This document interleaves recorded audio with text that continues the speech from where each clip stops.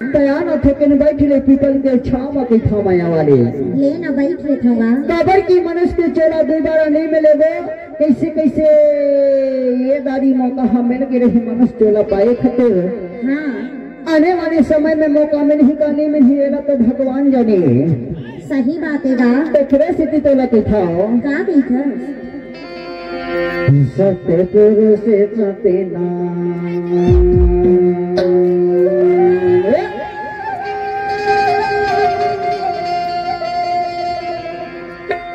सत्य पुरुष सते नाम।